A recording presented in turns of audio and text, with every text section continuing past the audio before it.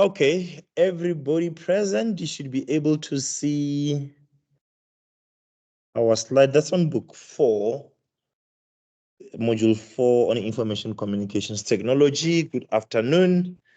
Welcome, welcome. In the morning, we were able to do a recorded session for you as well.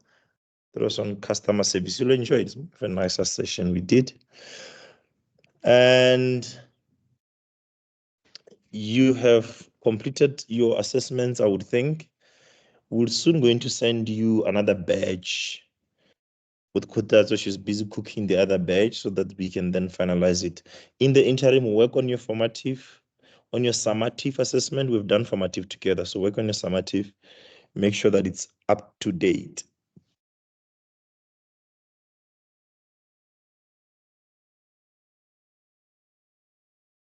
Oh, Dineke, let's see. Okay, yes, let's try one more time to share the screen. Try one more time, let's see.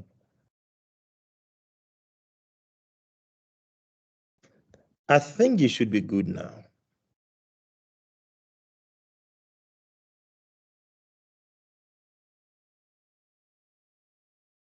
Perfect. So it will be something on page 22, 23, on page 23. It should say learning outcome 3, understanding the basic configurations of a computer. So the module was meant to get the students to understand what are the things that actually make a computer work, the input devices, the output devices, the screen and peripherals. You also actually see that it shows you an old school computer, what it looked like. If you understand the configurations around it, you are able to then understand how computers are generally configured. We must then admit that today's law firms don't really use desktop computers as much.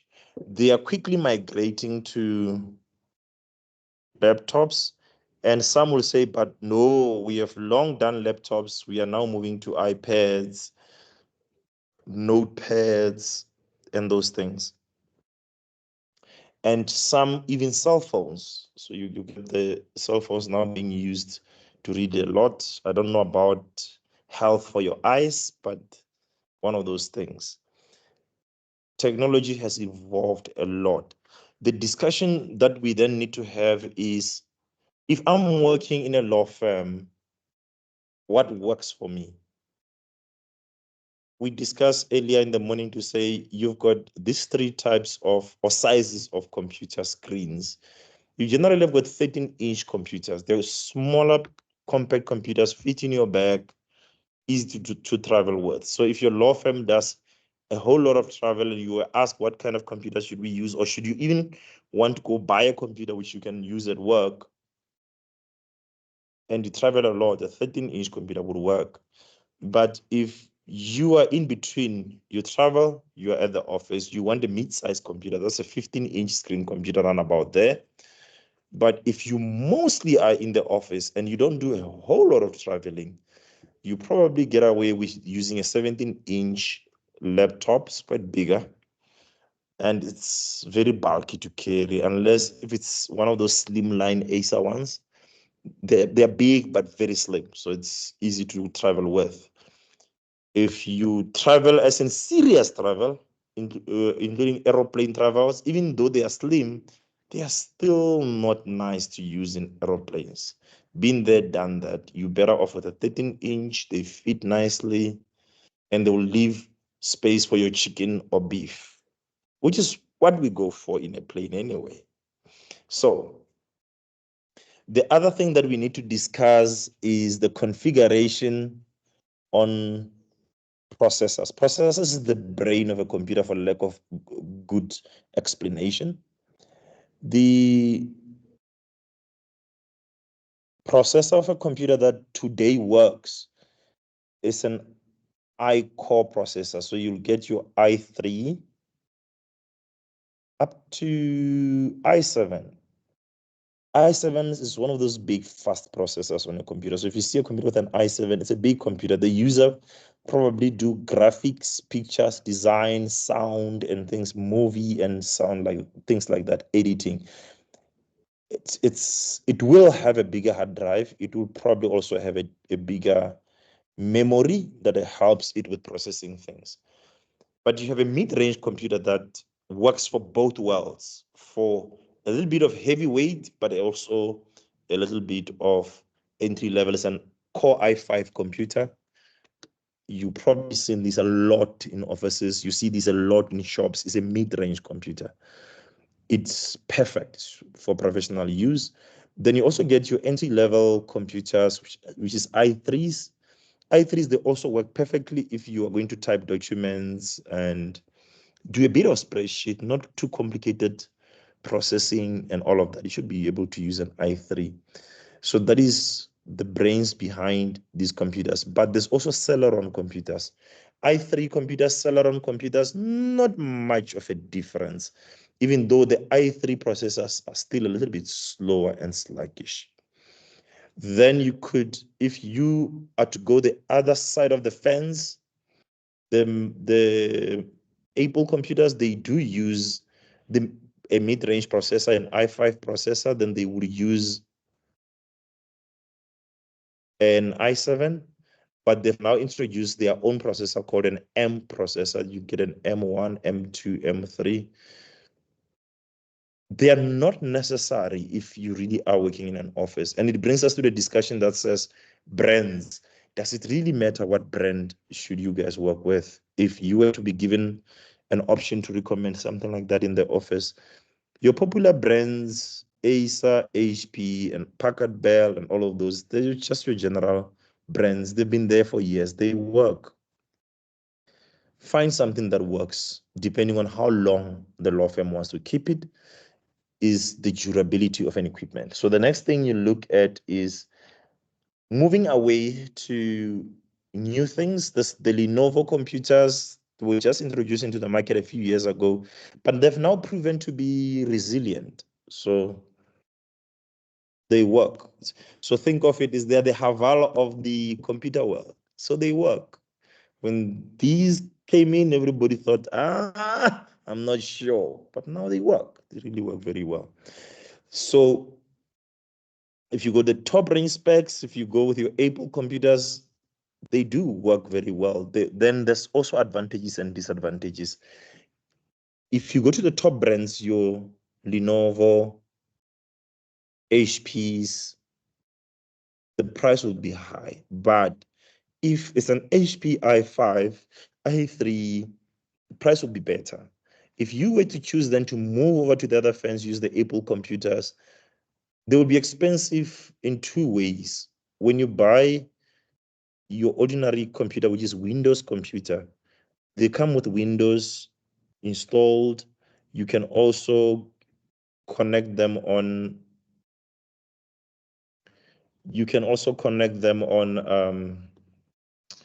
Microsoft Office. Sometimes they come built with these softwares, and it's easy for you to work with whatever else. Calculator will be there, everything will work. Calendar is easy to see. Everything works perfect on Microsoft Windows. If you jump the fence, you go the other side, the Apple operating system is nice to use, especially if you want to link with your other devices, but very expensive to maintain. One, they live online. So if you are living in an area where you don't have a lot of data, you might have a problem with your Apple computer because they update regularly. And at times when they update, they use a lot of data. And they easily work when they are online. If they are not online, you are not using the thing the way it should work. So they require you to connect them online for them to work best. You have tested this if you've got an iPhone. You see that your iPhone works perfect if it has got data. The moment you remove data, it's no longer an iPhone, it's a phone.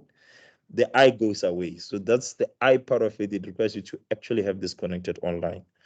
So the other issue with these is on Windows computers, the apps are your standard ordinary user apps. And some of the apps are not too complicated to work with. and the developers developing apps for Windows, they're a tried and tested market. But if you move the other side of the fence, you get your Apple software. At times, even your ordinary software that generally works easy on a Windows computer, you'd have to buy it, or you'd have to buy a plug-in to make it work, or you have to use it online, which makes things a little bit muddy. So it depends. If you live in big towns, you always have got Wi-Fi, you've got a budget to spend on apps, go the Apple route. But if sometimes, even if you live in town, but if you have to visit clients outside town, townships, rural areas, and you're not in your office, think twice before you go in the Apple route if you are a company. Yes, the companies in the corporate world, we prefer to use Apple laptops because of the kind of clients you work with. They would be using those type of things. It's easy for interconnectivity to airdrop things and all of that, but it is nothing different from what you would have done inside your Windows computer. At times, I miss having a Windows computer because it has got that extra usability, which you don't get in a MacBook. It's a lot of things you have to unlearn and relearn if you've been using a Windows computer. Your choice, go with the two worlds and see what happens. What informs it is budget, and what informs it is user friendliness. If you're using a computer, you don't want in front of a client to be fiddling with a computer trying to figure out how it works. Choose a computer and the operating system that is easy for you to work. And when you're sitting in front of a client, and for example, when you are with your manager in court, or you're with the principal, or with one of the attorneys in court, and you guys are looking for a document, for some reason, even if you know how to use that computer, things tend to get lost somewhere. It's as if your mind got a little bit woolly. So it's best use something that is easy to use and easy to operate. So there you are. They are talking about decision in connection with simple computer systems. So I've gone telling you what these computers are, how can you connect them, the type of decisions you need to take, planning and buying personal computers for law offices. Please do not just rush in and buy. When you buy the computer, plan ahead. Think what's going to happen in the next 5 years. The reason is the data in law firms tend to stay longer. I know in the training division, they say keep a file for 3 years, but in law firms, it could actually be you keep a file for a lifetime. Think of a will. It literally stays for the lifetime of a person. And even after they've passed away, that will is actually when it's more required and needed. So when we are going to be discussing computers, especially in law firms, think long term.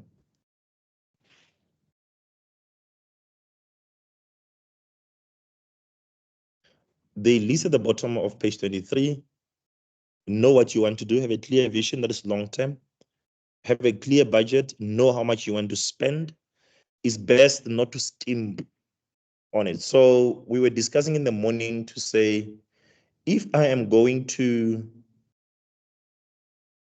look for work and I'm a paralegal, I'll put on my CV that I have got my own computer to use that can be used by my employer. Why?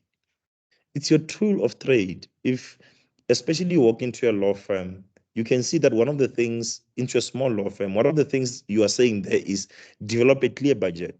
Sometimes the small law firms don't have the budget to be buying this, or a startup law firm, they don't have this.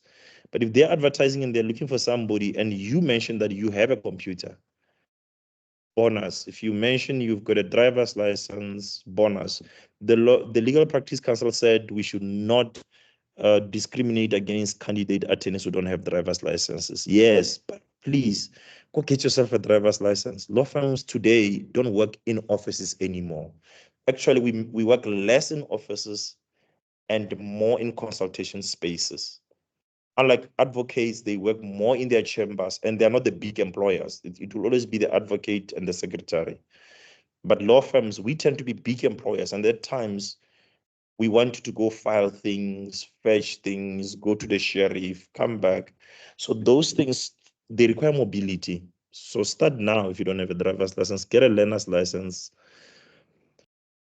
and move things right along. You would need it going forward. The same, make sure that you've got your own computer if you're still looking for work. Invest small money in buying your own computer. Even if you are working, they've given you a company computer. Perhaps invest in having your own computer, which you can add value. For example, we want you to type a document when you are at home and the computer's at the office. We should be able to know that you can log into our system through Dropbox or Google Drive and find the documents, edit it, send it back to us. Even if in an emergency, send it on WhatsApp, I'll transfer it to the email. But I'm working with a more flexible person I'm looking at. So you should find yourself in that space. Right at the top of page 24 and the bottom of the list, the bullet list, they say avoid custom built software, rather stick to off-the-shelf products, especially if you're a beginner law firm. Do not fall for the trick where they say, let us write your own computer program to be used in your law firm, it will be customized. I know, with law firms, use Microsoft Word. If it doesn't work, use the Google one. Just make sure that you use what works. Don't try things that are too fancy. You will notice that in the legal practice, we are very basic. Use fancy to make things convenient, but you don't need fancy to make things work. We're saying in the morning, technology evolved. You could speak to your phone, like we said the other day, and the phone will type. After it types, it will transfer to Note on the iPhone, continue editing, move into an iPad, from an iPad, move into your MacBook. But why? You could simply sit with a computer and type. So computers and technology still work in their basic, normal sense. It is convenience that has brought all these other things, the wearable techs and gadgets, but it is not a requirement in IT. The same goes for software. Find what works. Go to the tried and tested. If you're a new firm, don't try big things like ghost practice. It's too big, it's too expensive. At times, it will not even solve your problem. Find small off-the-shelf programs that you can afford in the law firm and you work with. And I know I'm speaking to you as if you own a law firm, is because some of you work closer with attorneys. And attorneys are busy with other stuff and they rely on you to make technology decisions. And when they ask you for this, don't go for the jugular. Go for what works. I've got a client who says, Mr. Pala, I had a Land Rover and I sold it. And I'm okay with my Toyota Hilux. I get that guy. He prefers what works. So you get my idea. So if you're going to be in the legal fraternity, remember this. Try using what works. Okay, once you've written a plan, you've decided, you now need to know what things you need to buy. For one, you need to buy a printer. If you're in a law firm, don't buy a color printer, please. Not good, not necessary. If you want anything color printed, go to Postnet. In a law firm, don't buy an inkjet printer. They look cheap. Okay, they may look expensive, but the price on the shelf is cheap, but the cost of using is expensive. You'll have to buy a lot of ink. So avoid those and rather buy laser jet computers. They seem expensive, but in the long run, toner lasts longer. If possible, save money in your law firm. This is you talking to the owner of the law firm, to the attorney, and say to her, Mrs. Mazibuko, you rather save the money. Let's use Postnet for now. When you are ready and you've got about 5,000 to 6,000, let's go buy ourselves a multi-purpose laser printer. It can scan, it can print. Fax don't work anymore, but it can still fax, and it is wireless. You can buy those. You can buy the HP ones or even the entry-level ones, but at least it will last you longer. It's one of the biggest thing you should invest in a law firm. Alternatively, you guys can rent a multi-purpose copier, but still look at the size of the law firm. If you work in a big law firm, you don't have to worry about this. They are going to have an IT department. They'll rent these things, get them connected. But if you are a two-man, five-people law firm, please don't go renting a photocopier for 1,500, 3,000 rands. The business of a law firm is up and down. At times the money is here, the road accident fund has paid. At times the money is not here. You get my story, right? Make sure that whatever you do things, one, to budget, two, to size, and when you go to three, it must be user friendly.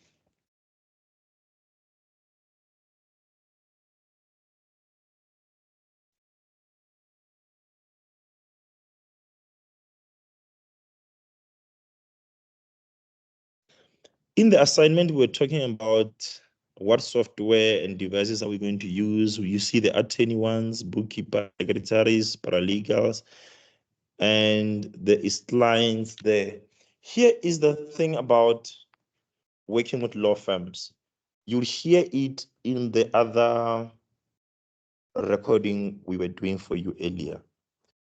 Law firms are client-centric, which means customer is king. You work a system that accommodates a customer. So what you then do is, if you deal with clients who come to the office most of the time, they need connectivity. Make sure that you've got Wi-Fi and have two user profiles where you can be able to connect them with another profile, and the other profile you keep for your office. If you've got clients who say, can I print? Always have something handy and ready for the clients to print. You shouldn't be surprised when they ask you to do things like that. If you've got clients who are a lot of walk-ins, they make copies of their IDs and things, have a photocopy and make sure that it's user-friendly for them to come to your office and they work from there. So build your firm around clients. It should be client-centric firm. So look also the profile of the clients you keep. You know your clients. If you are like us, you are in a retainer space. If your clients use a lot of HP computers, even if you don't use an HP computer, buy a charger and keep it in the drawer. When they come, give them a charger. If your client use MacBooks, have a charger at least, because sometimes they'll walk into the office, they are working with you and you're busy with a case and the computer goes off. Now we don't have a charger. So look at the type of clients you work with, you know them, the profile them, your type of clients, and the type of IT resources they might need when they walk into your firm.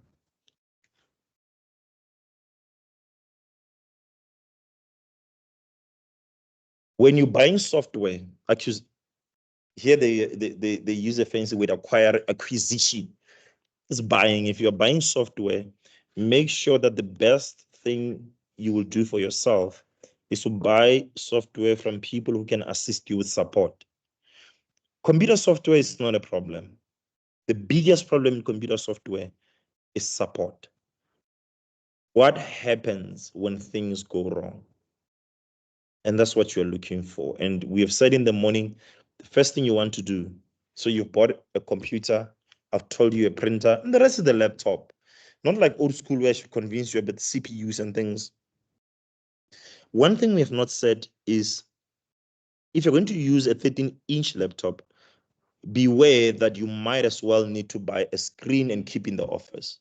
Probably a 20-inch screen, another 17-inch screen, so that you can connect your computer to a 13-inch computer. Is too small for drafting at times. When you draft, you want a bigger screen to see. So if you work with documents a lot, and you've got a small computer, perhaps think of your firm investing in a bigger screen. It makes it easier, quicker, and good for your eyes. Speaking of software, you want to get support. What brought us to the story of support was if you buy a user's software that is from a vendor, maybe from Lexus or from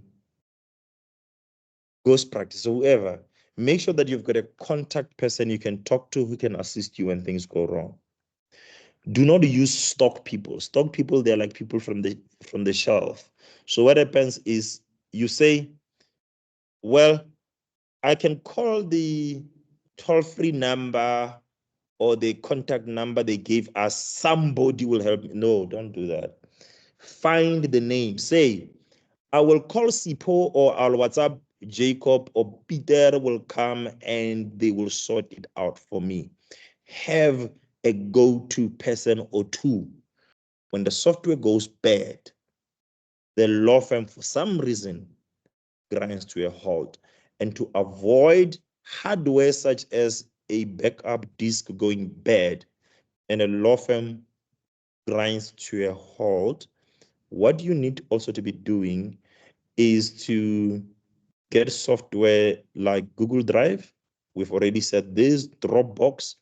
And if you're buying a vendor software to use in the law firm, make sure that that vendor software has got storage capabilities. We were talking about things like App for Legal. It will allow you to store data of your clients, like the copy of the ID in PDF and things like that. If you're buying a software to use in a law firm, you should have things like that. Again, I'm talking to you as if you are the buyer and you say, but Mr. Pala, yo, Betuna, why now you tell me of these old stories of the software? Because ultimately, the person who's going to be using this, it's you. So make sure that you get the right type of software that can be used for the right purpose. There are different uses for softwares in law firms. You can use it for client management. You can use it for meta management. You can use them for accounting and so on.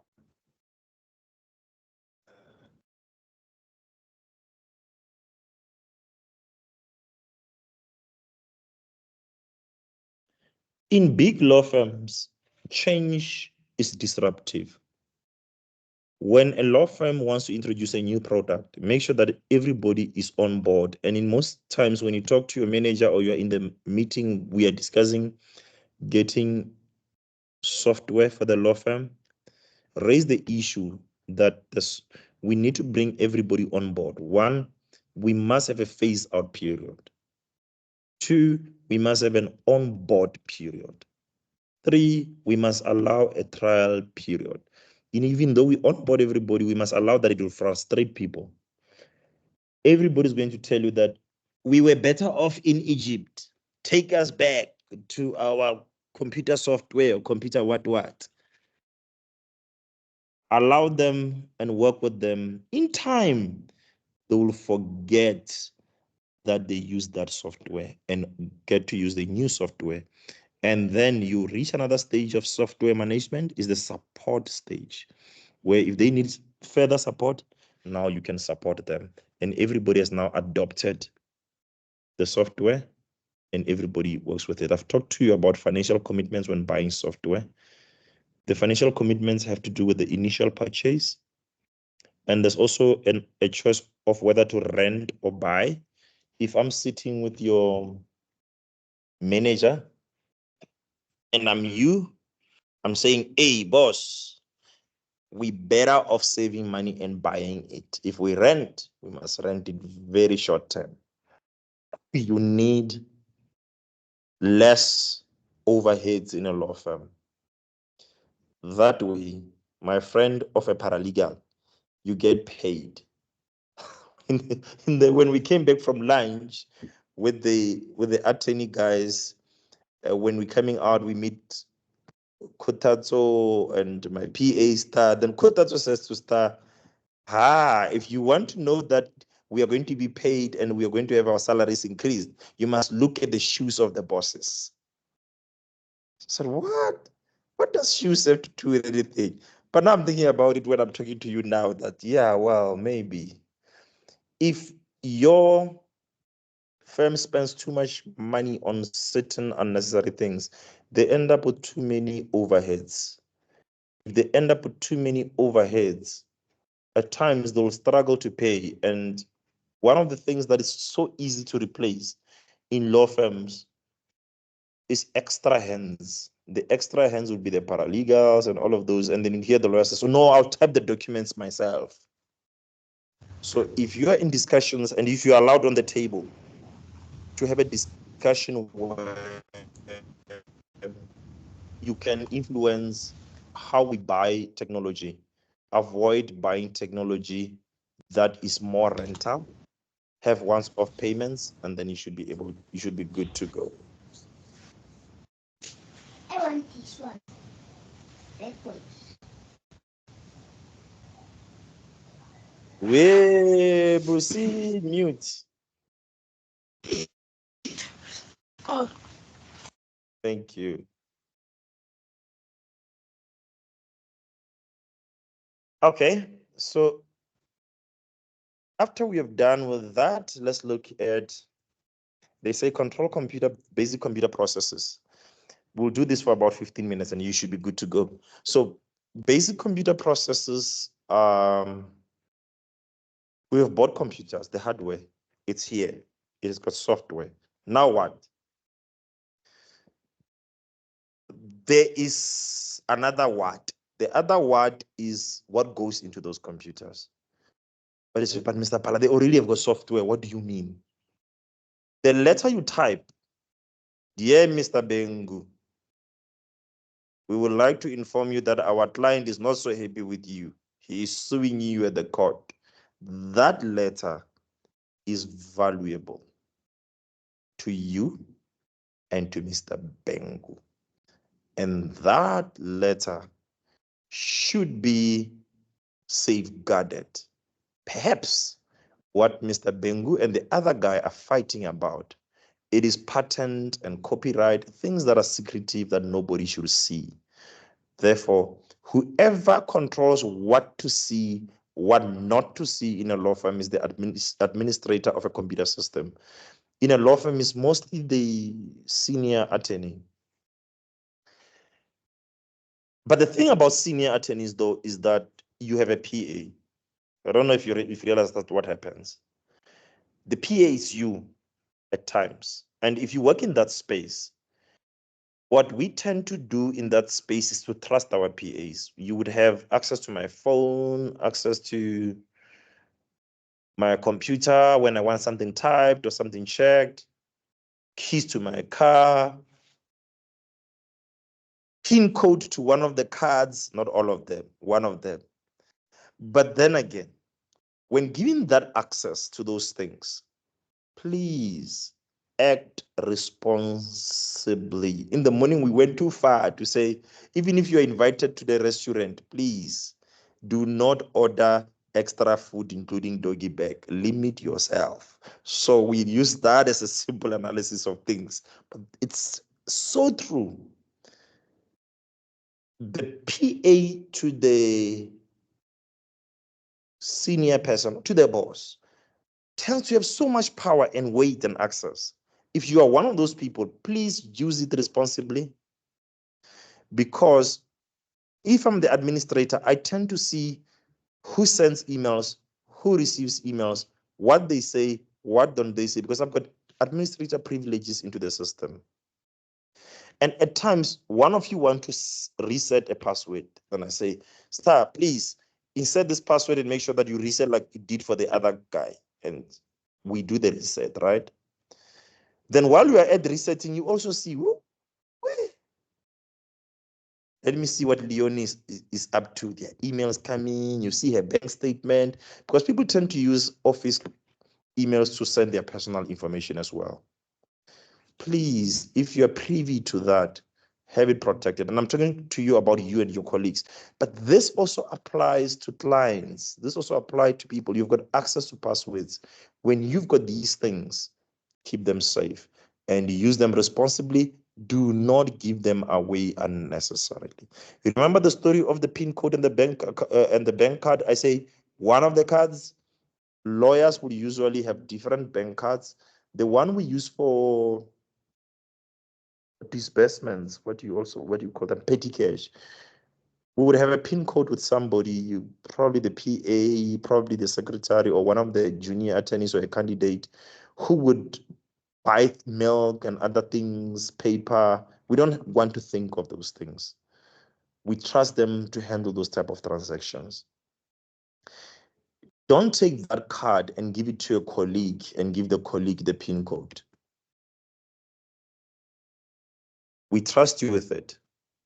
Use it as intended.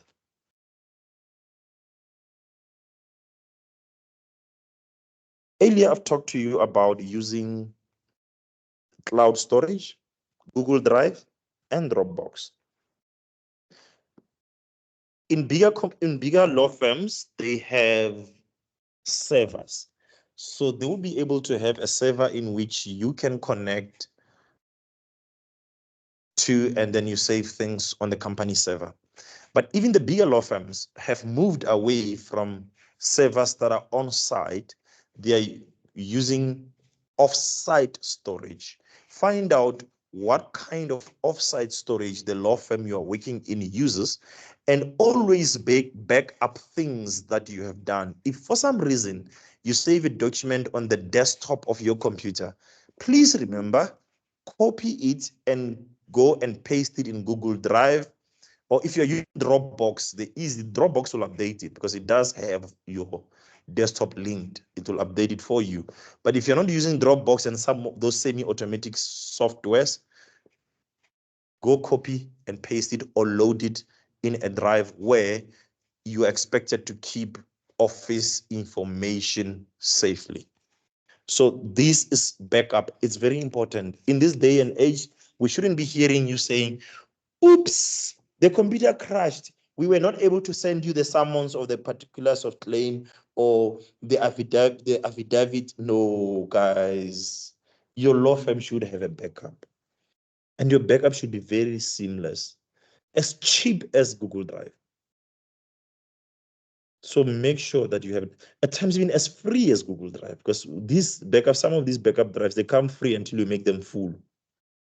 So find a good backup drive and use it. So you also see another word there, it's firewall. What does that mean then? Firewall means it's a computer program that prevents your computer from being affected by people who would hack into it. It's more like a antivirus, but not really like antivirus. It's like a doorkeeper. It's like the security guard of the computer. If you're using Windows computers, they come up with a firewall. The way the firewall is being configured in Windows, it's enough. You don't have to tinker with it. It's fine, unless if somebody at the office has changed it. Firewalls in MacBooks, they're enough. They work very well. But the one thing about MacBooks, which we suggest you do, is buy a VPN and install it. What a VPN will then do is it will scramble your IP address. And when you're connecting in unsafe spaces like airports and places like that that are not safe, you'll be able to make sure that you have a VPN that protects you. If you are on Windows, you can also get yourself a VPN and install it and make sure that you are not compromised when using the computers. But the basic firewall should be able to solve your problems, unless if you travel a lot, you connect at airports, then perhaps, my friend, you need a VPN. Antivirus like Norton Antivirus, McCarthy, and all of those, they're available on the market if you use a Windows computer. So these are the three things you will find in a Windows computer: an operating system, processor software like Microsoft Word, processing software like Microsoft Word, Excel, PowerPoint, basics. But one thing you should do in a law firm, and if you guys don't have it, please go get it installed. Get an antivirus. You don't need an antivirus when you have a virus. You need an antivirus when you don't have a virus. It protects your computer these days, not from the files corrupted on your computer, but from people stealing your information from your computer. While firewalls are good, you need something far better than firewalls. The people who use the MacBooks, they boast that, yes, this is the one problem we don't have. If you're using Apple computers, you realize that these things would upgrade regularly, then they don't have virus issues. They do have, but very minimal viral issues around viruses because they always clean themselves up because they mostly live online. You need to understand security around the internet as we're wrapping up in the next 10 minutes. The internet is good, but the internet is also dangerous. Understand that your browser comes with basic privacy settings that prevent cookies and things like that. If you've got an antivirus, then antivirus will also help you to update the level of the privacy settings. If you're using a MacBook, you'll install MacKeeper. It will help you to prevent some of these problems. If you end up with these kind of problems and you don't know what to do, take your computer to a specialist. Take it to an IT company to assist you, or call an IT technician in the company. But if you don't have an IT specialist in your firm, take it to the shop. Find a good, reliable computer shop, your incredible connections. They now do have IT guys who fix computers on site. Find the IT company that you can be familiar with and the people you can work with. They should help you set up your settings. They should help you remove the malware. They can help you remove the spyware. And all those mal and spy things can only be removed by people who know what they are doing. Otherwise, you'll make your computer worse and it will be very mal, more than it was when you started. So please, don't try this at home. Don't try and fix it if you don't know how to fix it. You'll make it worse. If your computer has got regular pop-ups and you don't know what they are and that you should be having a virus or it should be compromised. Take it to a technician. It will cost you money, but less money. Make sure that it's properly fixed. And I'm not only talking to you, I'm talking to you because you're the messenger of the law firm. You're going to go back to your law firm and you see your manager's computer popping up things. Say to them, boss, it's about time we took this thing to the clinic. It has to be fixed. Otherwise, you guys will cry and regret later. I'm sitting talking to you so simple about it, as if it's one of those lessons Mr. Palace is talking. Yes, my friend, if you're in my world, you've seen things. I told you I do banking law and I do corporate law. It means I've had clients in tears. Somebody cloned their website and they cloned the email addresses and they stole the logos from the computer and they send an email to their client, to my client's client, and say, well, we've changed our banking details. Could you please move our banking details from ABSA to FNB, for example? And the whole whooping million something gets transferred in there. My friend, before you go back and argue that the other people didn't have to transfer the money in, if people will be transferring those kind of monies to you, you should be very sure that those people are also very lawyered up. But the moment this thing gets finished, you are down at 250,000 rands drain on my side, and you are staring down the barrel of legal costs of the other party in the event we don't come right. So please, and some of these people is law firms. Please, guys. Law firms, you receive road accident fund monies, you receive deceased estate monies. These are lots of monies. And it's just a discussion on Thursday afternoon. You're about to go home in the next 5 minutes. But if you remember anything I've said today, is that please back up your data. It's important. Get a proper cloud storage software. Please make sure that you have protection on your computer. Get an antivirus that works and get a good pop-up blocker. If things go bad, go take your computer to the technician.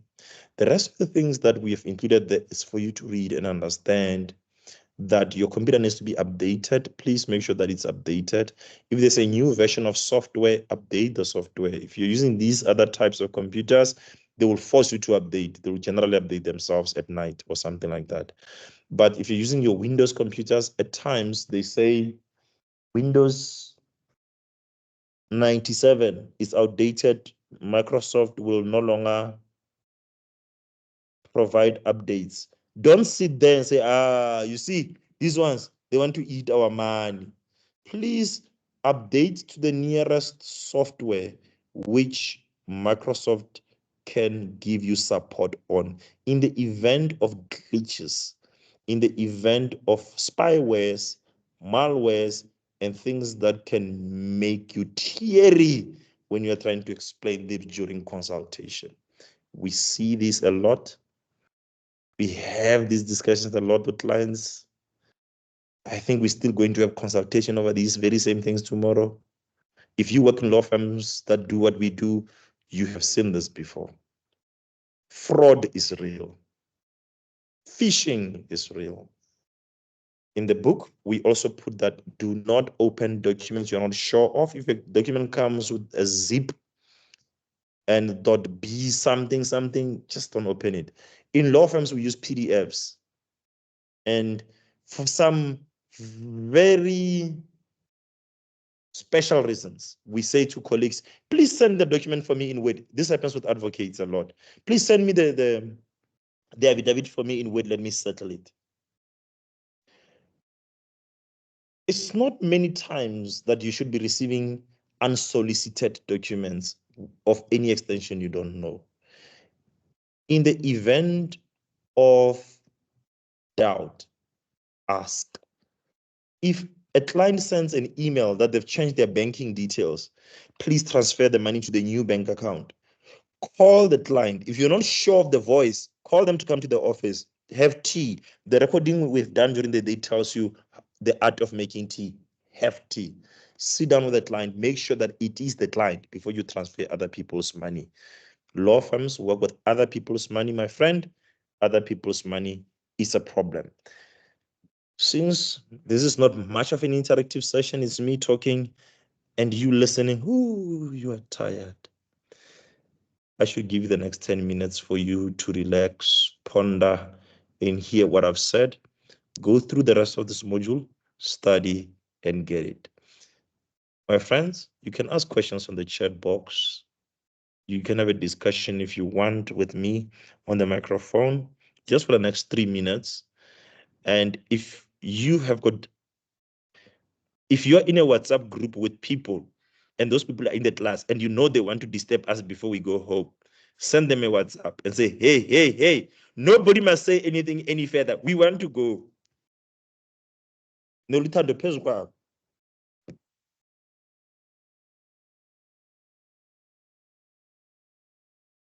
We sorted. Thank you. Ladies and gentlemen, that's a wrap. The matter is now adjourned. See you in the next session.